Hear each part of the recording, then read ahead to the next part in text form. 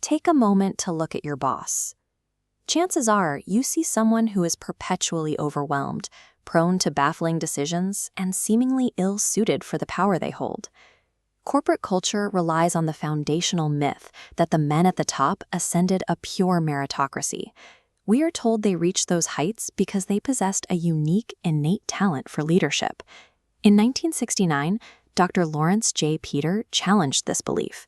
He began studying these structures through a new lens he called hierarchiology, the clinical study of how organizations actually function. His research uncovered a law of institutional physics. In a hierarchy, every employee tends to rise to his level of incompetence. This process is mechanical. When you perform well in a role, the system rewards you with a promotion. You move up until you land in a position that requires skills you do not have. At that point, your upward movement stops, and you remain there indefinitely. Executive incompetence represents the final, mathematically inevitable output of the entire system. The process begins with a brilliant technical expert. He is flawless at his job, mastering the specific technical execution required of his specialized role. The system's fatal flaw is its reward for that elite performance, a management role. This new position requires zero technical skill, demanding instead that the expert handle administrative oversight and team dynamics. This flowchart illustrates the error. The system falsely equates past performance in a technical domain with potential for success in an administrative one. Individual effort, or push, rarely fixes a stalled career. The upper ranks are already clogged by people who have reached their limits, creating a solid ceiling that blocks any further merit-based ascent. Real acceleration usually comes from pull, the influence of a patron or mentor. This force yanks an employee straight to their ultimate failure point, bypassing the natural bottlenecks of the hierarchy. Dr. Peter called this final destination Peter's Plateau. It is the terminal placement where an employee's skills are entirely disconnected from their responsibilities.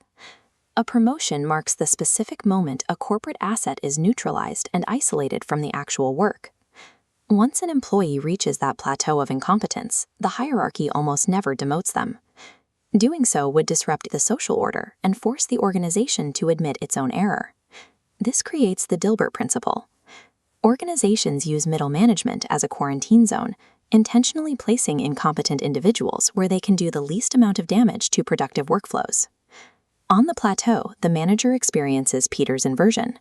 Because he cannot understand the technical output of his team, he begins aggressively micromanaging the inputs, fixating on things like punctuality, rule following, and office rituals.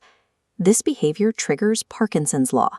Work expands so as to fill the time available for its completion.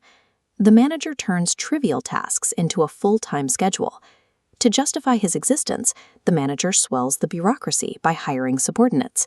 This creates a smokescreen of busy work that hides his lack of utility. The executive suite functions as a self-replicating engine of busy work, actively consuming the company's resources rather than providing direction.